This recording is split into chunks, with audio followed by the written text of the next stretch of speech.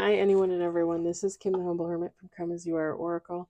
I am going to do a collective, the collective, for today. Today is Thursday. It is April 16th, 2026. You may follow me on the Talk the Tube, my blog, or not. Totally up to you. Take what resonates.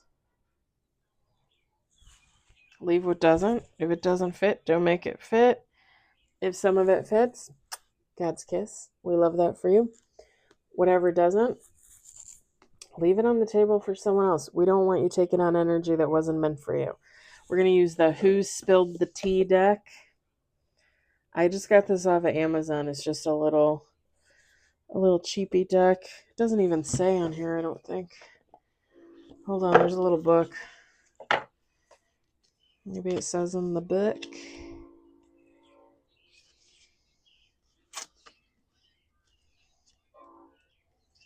No, it doesn't say. It's a no-name deck, but it looks like this.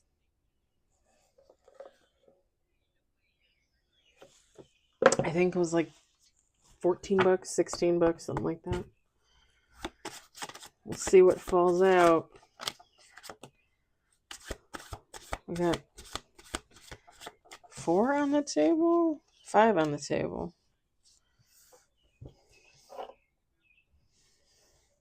Someone needs to let something go or let somebody go.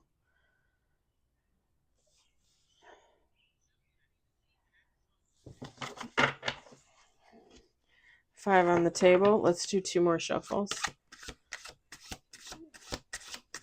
Someone needs to let someone go, someone or something go. 6 on the table.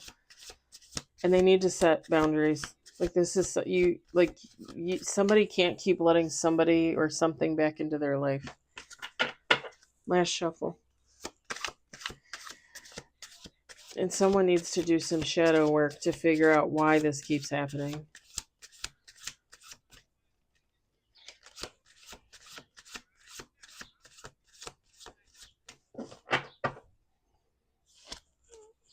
Seven on the table at the bottom of the deck. We've got emotional release, boundary set, shadow work, divine support, creative flow, visualize success, and bottom of the deck, soul contract. So listen, feminine, masculine, take how it resonates. This is simple. This is somebody needing to let go of an old connection to allow in the new, okay? And when this old connection is released, let go, somebody needs to work on themselves. Someone needs to work on their trauma, their shadow work, stuff like that. And somebody needs to set boundaries with that person that they're letting go. Like, don't, like me, I would just go like no contact. I think I told you guys, if you follow, if you subscribe, the guy I was seeing after my divorce in 2023, he came back around last year twice. We ended up messing around in October a couple times. And then I said, you know what, you have a girlfriend. Like I can't do this. I'm not low vibrational. I just can't. So I cut him loose, and he tried to reach out to me once, and I thought it was like in December, but when I looked back, it was actually in January. He reached out to me in instant messenger through Facebook. I didn't respond. I did not respond. I looked at the message, but I did not respond. And it's kind of funny because today I actually decided to just, because something kept telling me to like block him. And I kept thinking, like, no, like, didn't I already prove, like, I'm not going to talk to him? Like, he sent me a message and I didn't even answer. But something told me today to block him. So, I blocked his phone number. I mean, I have his phone number, but I blocked it. I blocked him on Instant Messenger. I think I had already tried to block him on, like, Instagram and TikTok, even though I don't think he was on there. I'm pretty sure, like, I put in his name and stuff and nothing came up. Not that he couldn't be under something else, but I'm just saying.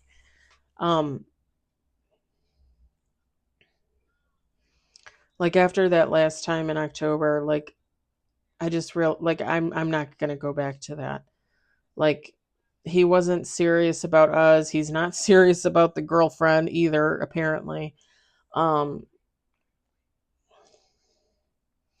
it's not anybody that I need to be associated with. I wish him nothing but the best, but I'm good. I don't need any of that. Um but yeah, like me setting that boundary and saying, "No, no, no, no. I'm not putting up with that. I'm not dealing with that. I'm not going back to that. I'm not allowing that back in." Like somebody needs to set a boundary with this past person, cuz otherwise somebody's just going to like it's like that theory, right? That's absolutely true. When you get into it with somebody and they've been using you and you walk away and you say, "No more, you're not using me." And like a year later you message them. You break down and you message them. That person knows that they have you wrapped around their little finger, or they think they do, right? So somebody needs to release whoever this person is and set the boundary, like no contact, block, if that's what you want to do, whatever you feel, pardon me, whatever you feel called to do. Because here's the deal, once you set this in motion, once you release this, once you set that boundary, once you begin working on yourself, here comes the divine. Here comes the blessings, destiny, fate. Your creative juices are going to start flowing. You're going to start doing things, right? You're going to start getting back into action. You're going to feel more successful. You're going to see success in your future.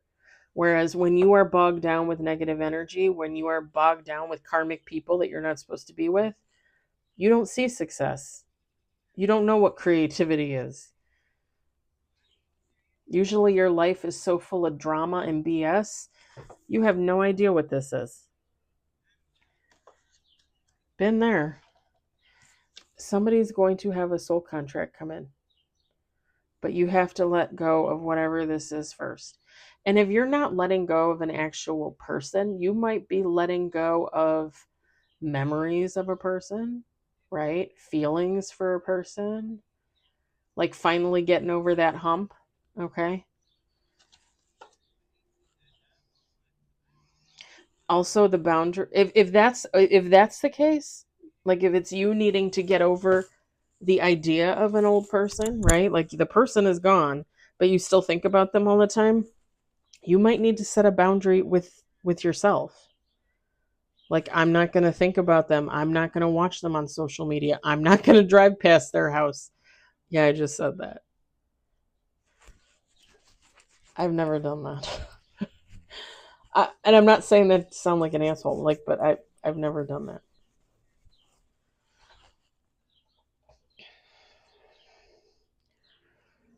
And again, all of this would still require some type of shadow work, dealing with past trauma, things like that.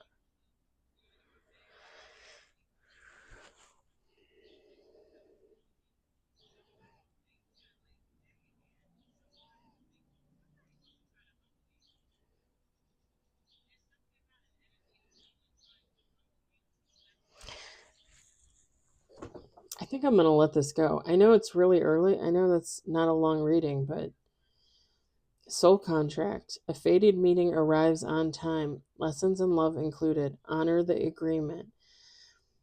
A fated meeting arrives on time. Just so we remember, on time is God's time.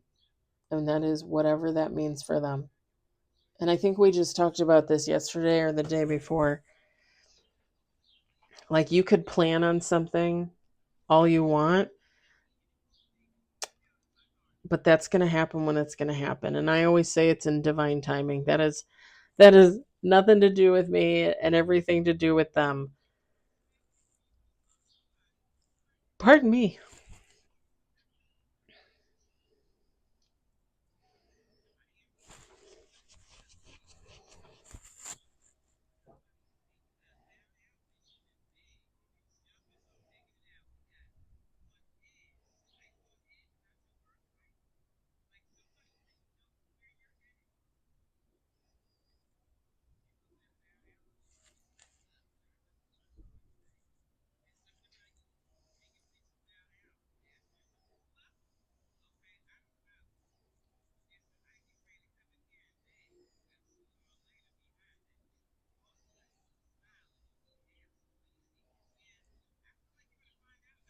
Yeah, I'm gonna leave it at that because I'm not picking up on anything else.